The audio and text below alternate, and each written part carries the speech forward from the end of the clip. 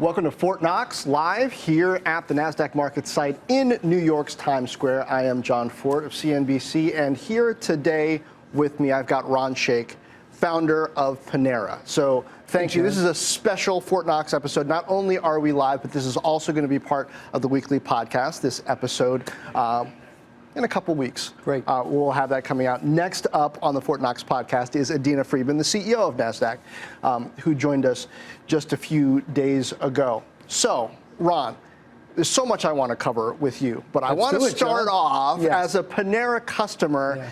The Panera app is really something special because so many places I go, I'm frustrated. You know, you go to the counter, they might not have Apple Pay. You certainly can't order in store from the app. But at Panera, when I go with my wife and kids, we can sit down at our table, order on the app, put in our table number, pay on the phone, and have our food brought to us. This is not something that happened overnight. How did you guys decide? Half a decade we've been working on it. And here's the point. Technology doesn't matter in its own right. Technology only matters if it makes a difference in the guest experience. So we started with the guest experience and backward engineered technology to support that, not the other way around. You know, I can remember I've been working on it I and Blaine Hurst, our CEO, among others, have been working on it for half a decade or more. And I can remember when we first started, and the prevailing thought in the food industry is everybody needed a mobile app. And I can remember doing some research. I was in Houston. I placed a mobile order. I walked into the restaurant. I was asked to stand in the same line I would have stood in. And I got to the front, and the manager looked at me and said, "Oh, you're here. I'll make your food now." And I thought to myself, why in the world did I place a mobile app? How did it help me? What it was some CEO who said, we need a mobile app, an IT department that supported it, and it didn't come from solving a customer problem. And the key to why digital has been so powerful for Panera, as I think you know, we're now 30% digital. 30%. Last number I saw was in the 20s, so I was going to ask you for an update. 30% digital. And that means what exactly? That means either in-store or ordering for delivery or whatever. They're either starting on the web or on the phone? Okay. Coming in digitally. We'll do an excess of $1.25 billion digitally this year. And it's because digital helps the guest. If it doesn't help the guest, it doesn't work. And we took the longer path of transformation. We didn't deal with a single app. Others dealt with simply a payment app. We dealt with an integrated system that provided a solution to a better way to interact with Panera when you came to visit. So if you were placing an order to go, our app enabled you to place that order, have the food made simultaneously with your trip to the store, walk in and have your food pre-checked and ready to go as you wanted it. We call it rapid pickup. Alternatively, we dealt with in-store. You described it at the lead-in to the show, where you can literally walk in, sit at a table, use the app, place an order. We decided we would deliver the food to you. It would be brought to you, and your food was present. And if you want to eat in, you can walk in, hit a kiosk. The kiosk knows your favorites. You hit a couple of buttons, you sit down, and you have your food delivered to you. Now, does that count as digital if somebody goes to a screen in the store and orders that way? Yes, it counts as digital is anything that doesn't go in over a register or over a phone, anything that comes in electronically. A lot of people who know you might not know you're not the CEO anymore. You referenced that a few moments ago. As of the beginning of the year, you stepped into the chairman role. Also, Panera is now under JAB. Right. It's part of a private holding now. What's the difference in Panera now versus Panera before? Well, let me step back and share with you why I made the decision to sell it to JAB and what I think is going on in the world. Panera has been the most successful restaurant stock of the last 2 decades, of the last 20 years. It's delivered returns to its shareholders through July, when we ended our run as a public company, north of 25%. Better than Starbucks, better than McDonald's. 25% a year. 25% annual returns. Over how many years? Over 2 decades. We beat the S&P 500 during that period of time. Sounds like you beat it to a pulp. 40-fold. Right? And in fact, somebody told me we actually beat Warren Buffett's Berkshire Hathaway. So we had a great run. And the reality is I ran that public company for 26 years. I ran the company for 36. I founded it. And the key to our success is essentially every 5 to 6 years, we would make a long-term transformation. started when we really started as a cookie store and a croissant shop. We became a French bakery cafe. From there, we made the decision to evolve and grow. St. Louis Bread Company? Well, we'll get there. 93, second transformation was to recognize that we needed to diversify and bought a 19-store chain in St. Louis called St. Louis Bread Company. Third one was the recognition that people wanted more than a lot of food for a cheap price, and that there was an opportunity, a niche at that point, for what has now become fast casual. People wanted real food served in environments that engaged them by people that cared. That led us to redefine St. Louis Bread Company, became Panera. It was a very different thing. That was the first forerunner of what's now fast casual, which is a $40 billion segment. Yeah. And then in '99, again, another transformation. It was very clear to me Panera had the potential to be a nationally dominant brand, but it wasn't going to get there as a division, as one of 4 divisions in a public restaurant company. I made the decision to essentially sell all our other assets and monetize them and make the bet on Panera. Most notably, that the company with the French-sounding name, right? We sold Au Bon Pain. We sold Au Bon Pain International, Au Bon Pain Manufacturing. I'll come around. Okay. In the mid-zeros, when everybody was basically simply, leveraging up their balance sheets, buying in stock, we harbored resources. When the recession hit, knowing there would be a recession, we still had a very strong brand. We invested into the guest experience. We essentially increased labor in our stores. We increased our development rate, saw our comp store sales go mid-single digit, and we tripled the stock price. And I'm guessing you're telling me that the public markets would not let you do that kind of a bet today. Well, I go to the last one. I retired for the first time in 2009. In 2010, I could already begin to see some of the pressures Panera was experiencing. I wrote a memo how I would compete with Panera if I weren't part of Panera. And the then CEO, a good friend of mine named Bill Morton, asked me if I'd come back and work on it. He had some issues, couldn't travel. I ended up becoming the CEO again, and that was the 6th transformation. The point of the whole story is Panera's story is a story of long-term transformation. And at any given point along the way, people would challenge me. When we were in the middle of making the bet on Panera, you could have bought our stock for $4 a share. It ultimately traded for $3.15 when we sold it. Right? When at $4 a share, you could have bought wheelbarrows of it for years. People say to me all the time, Ron, why didn't you tell me? The truth is, I was telling you. Nobody wanted to listen. And the reality is, nothing is proven until it's done, and things of value take time to be created. And so the Panera story is the story of these bets and these transformations. And the reality, having run a public company 26 years, I can tell you, 26 years ago, the average shareholder held for 4 years. Today, it's 4 months. Wow. Increasingly, we have entered into a short-term world. And we've entered into a world where you have index funds that are essentially not willing to make decisions. They're outsourcing governance issues to ISS and Glass Lewis, which are rule-based. And you increasingly, with all of this pervasive short-termism, do not have the capabilities in the public markets to the same degree you once did to make long-term transformation. And when I first went public, the prevailing model was the long-term money was in the public markets. Today, I'm going to tell you, long-term money is in the private markets, not necessarily private equity, which is 3 to 7 years, right, but really long-term evergreen money. JB company wasn't for sale. We were humming. We had a phenomenal year last year. Comps were 6%, one of our best years in our history. JB came to us. We began to meet them. I profoundly respected these guys. Very long-term investors. They invest for decades, and they've had certain investments that have gone multiple decades. They're not interested in a terminal point. They're interested in using the cash flow of the businesses to continue to grow them. They're a holding company model. They're not trying to manage the companies from their holding company. They're quality people. And I believe long-term competitive advantage today is the ability to make long-term transformation. In the market, we talk about the FANG stocks, Facebook, Amazon, Netflix, and Google. Right. Do you know what they all have in common? They have a capital structure or a relationship with the market where they're able to make long-term bets. Yeah. And that's what has been Panera's greatest competitive advantage.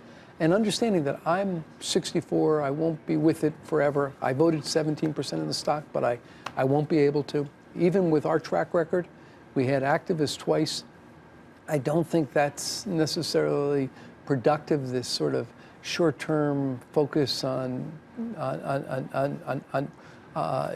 is helpful to long-term transformation and the kind of success that Panera built. And I worry deeply that Panera was going to be able to continue to do that forever.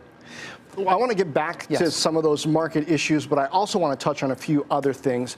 This is Fortt Knox. I am live with Ron Shaich, the founder of Panera, now part of JAB. You're advising them on some of their other holdings, which include, I mean, it's quite an interesting list. Krispy Kreme, I believe, Stumptown Coffee Roasters, Pete's Coffee, Keurig, a lot of coffee in there, coffee and bagels. Intelligentsia. Yeah.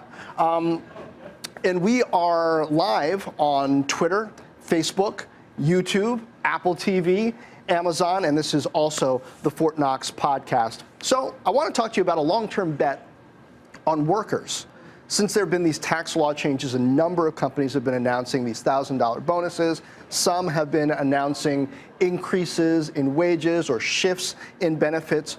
What's your take on what's really holding down the American workers' wages? Because the markets have been roaring. Unemployment, at least the number, how it's has been low, but wages have not been rising the way people have expected. I think you see in the food industry, wages are rising. And I think you see it occurring structurally. I mean, we have seen wage increases, and don't quote me on the specificity of it, but in mid-single digits over the last 4 to 5 years. It's occurred both because of market conditions, and it's also occurred because folks like me have supported an increased minimum wage. It's the right thing to do for the society. It's the right thing to do, you know, as a country, and you've seen that have its impact across the country. Now, you supported a federal minimum wage increase, but said, hey, it's got to be everybody doing it. That's exactly what I did. You know, Panera can't unilaterally say we're going to pay people. Here's what I have. We have always paid more. Okay. Right. As a matter of fact, we have tended to pay above what others are paying, but the nature of what wages are driven by the competitive environment. And so I support a level playing field in which wages are raised because it's the right thing to do in this society.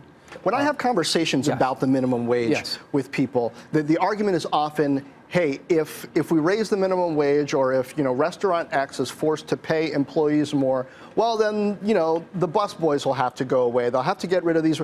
My feeling is, I'm okay with that if really good workers are getting paid more. If there are fewer workers, fine. Let entrepreneurs start new companies and pay those workers more too if they're good. Should I care if really low-level jobs that the workers usually don't like that much anyway are getting cut, but the workers who really care are getting paid more? John, I'm with you. I think it's a question of our society and our own personal morality.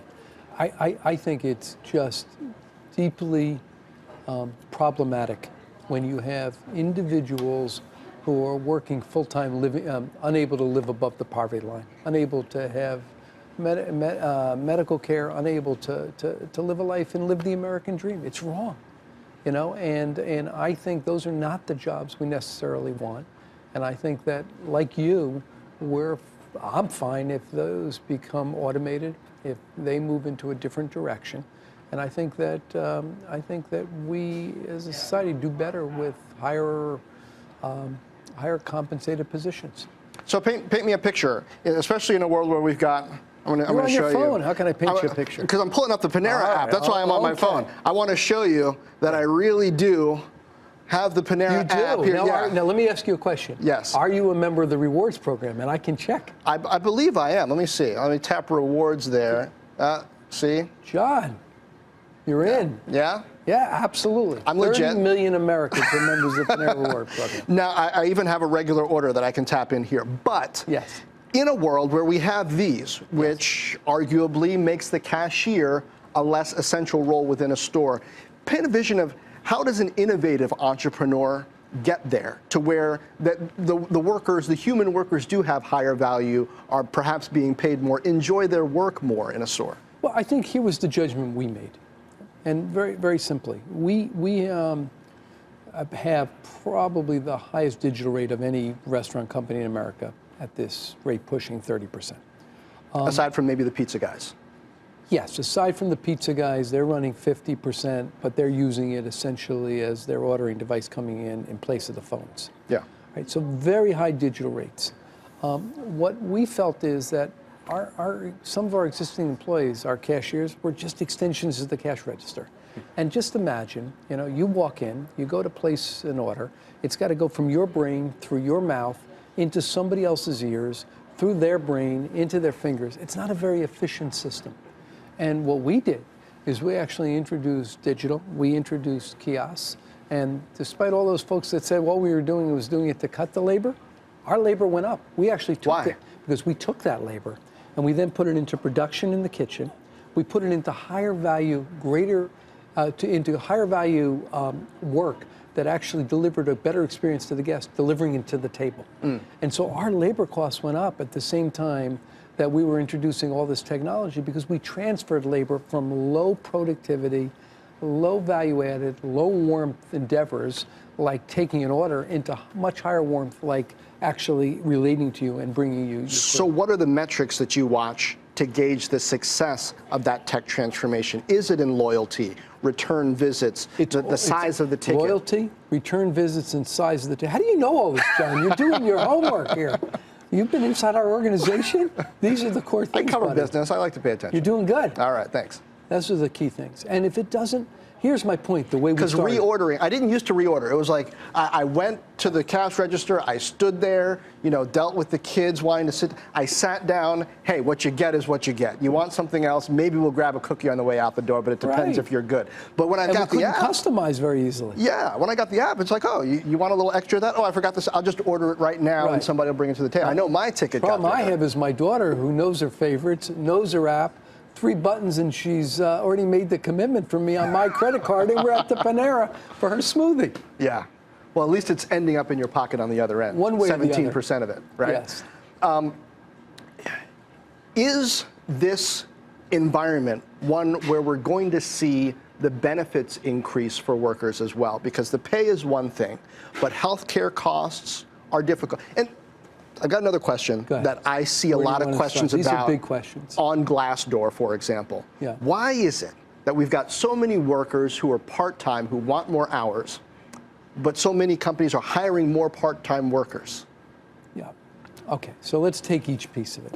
Let's start with the part-time question. We have a big problem in our society. Customers show up when they want to. These darn people show up between 12 and 2. That's when they want to eat. And, between 4 and 5 o'clock, they don't show up with the same frequency.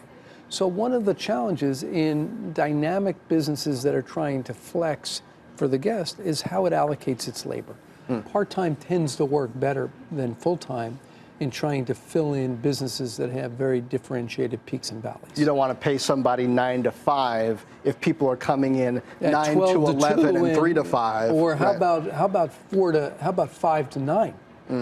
Right? And so what we'll do often in our kind of business is overlap them at lunch. They'll open and go till 2 o'clock.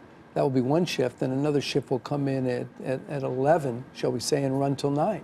So you have to figure it out. But can you do surge pricing for workers, where essentially in certain hours your per hour rate is higher than at other hours, and it just so you still end up being? We actually do that. Yeah? We do that with different tasks. So when you're driving, you can get one rate.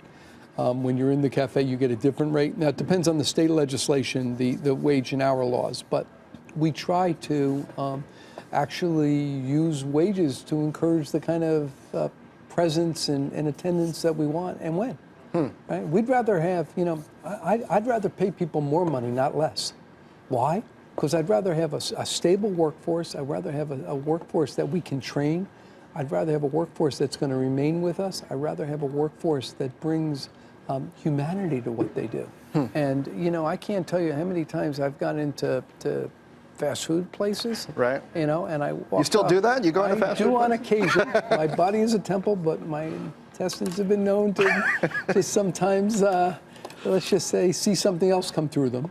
But at any rate, I've walked in, and you've looked at the people making the food, and you thought to yourself, boy, the choice is between them making my food and nothing. They don't have gloves on. How do I feel? And the reality is, I very much want to have people that can speak to the food, that care about the food, that know about the food. And so to me, being able to pay our people more money to give them a quality of life is a gift to our business. It's a gift to our customers. I'm seeing the comments and questions come in. That's why you see me glance down at screens now and then. One question from Periscope from a viewer says, I went to a kiosk at McDonald's 6 years ago in Brussels. Why so long to have America embrace that? I think it's a good question for Steve Estabrook, who's the CEO of McDonald's. I think the issue is in large companies, the real challenge is figuring out what matters and then getting organizations to do it. It's really tough. And I think McDonald's has had, as an outside observer, some of the most important innovations in our industry in their development cycles for many, many years. They never got out. And I think one of the interesting questions about the story of McDonald's and generally large companies is how do they create an environment that lets them figure out what's really going to matter and get it to market. On the other end of the innovation spectrum, you were on the board of Whole Foods. I was, yes.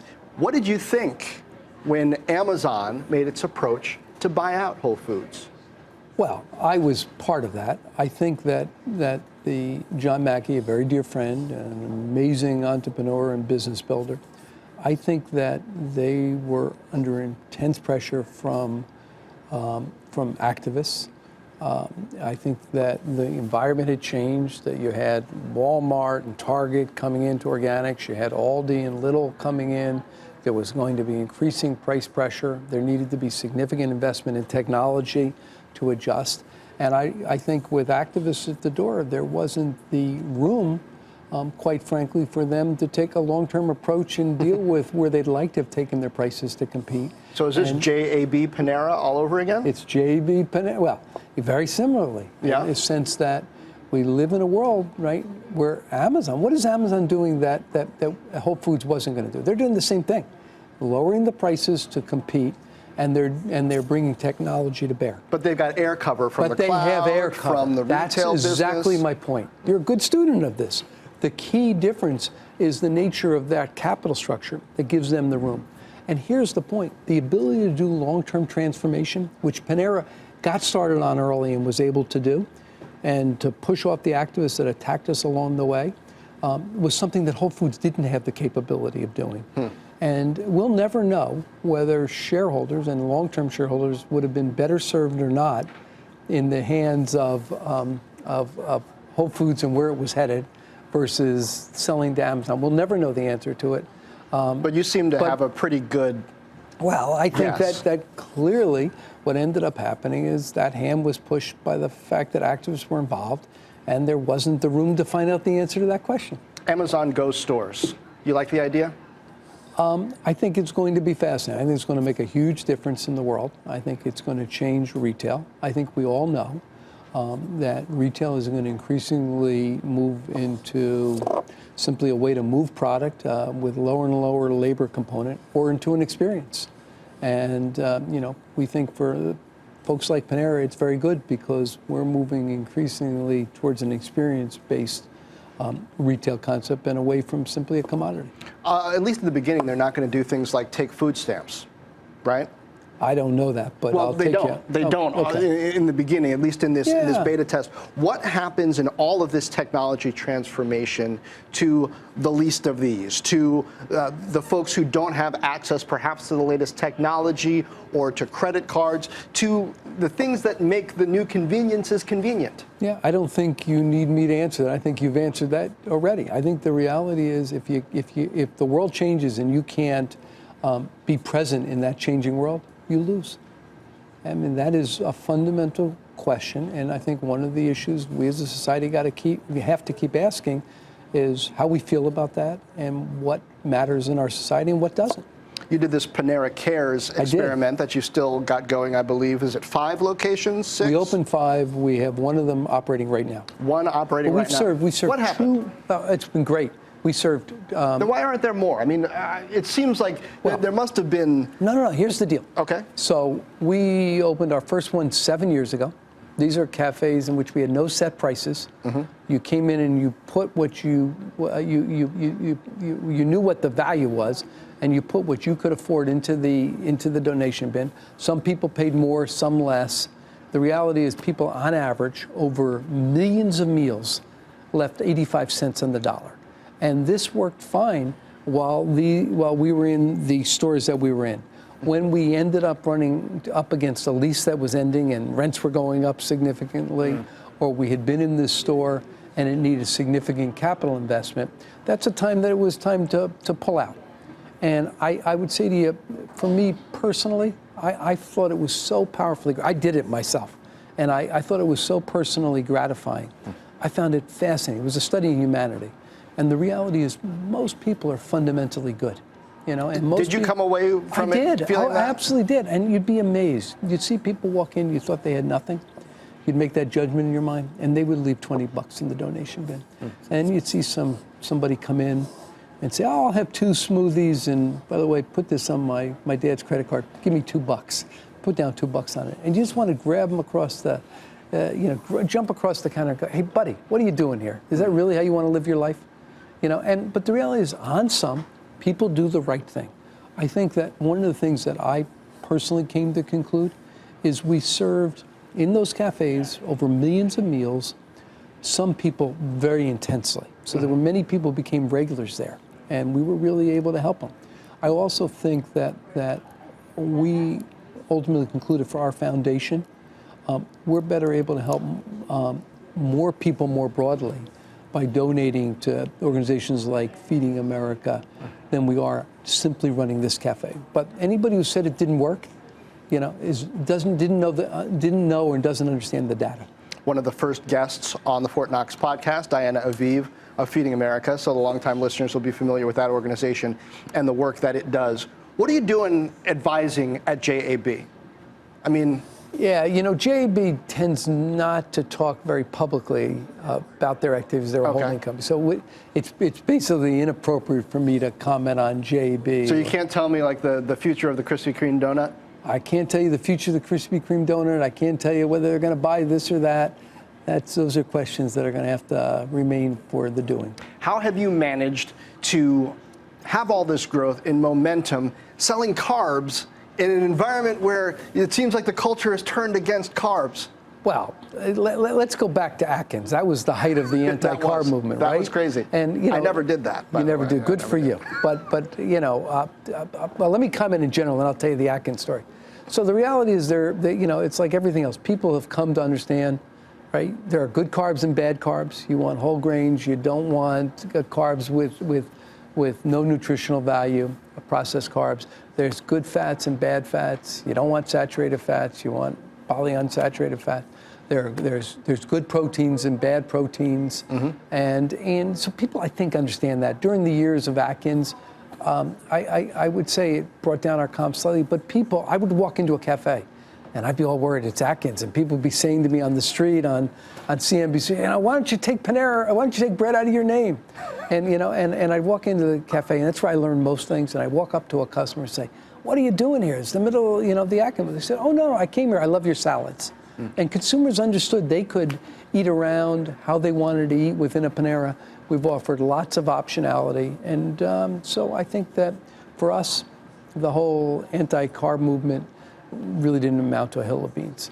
Ron Shaich, founder of Panera. We're going to continue this conversation, but it's not going to be live. In order to hear the rest of it, you're going to have to subscribe to the Fortt Knox podcast. Fortunately, that's easy to do, and it's free. You got to pay too? No, it's free. All right. It's free. It's like Panera Cares. There you go. Fortt Knox We're Cares. not free. Are they allowed to leave a donation? We're not even going to ask them for a donation. They might listen to an ad, but maybe not. You never know. So that's your donation, is your time. But on the podcast this coming week, Adina Friedman, CEO of NASDAQ, hear about her path. First woman to head a major exchange. She has quite a path. She talks about the IPO market, Bitcoin, and more. That is on the podcast. And then, of course, you're going to get the full conversation with Ron Shaich. I've got a bunch of stuff that I still want us to talk about, his efforts to help out entrepreneurs among them. So please do tune in for that. And thanks for joining us. Hey there, thanks for checking out CNBC on YouTube. Be sure to subscribe to stay up to date on all of the day's biggest stories. You can also click on any of the videos around me to watch the latest from CNBC. Thanks for watching.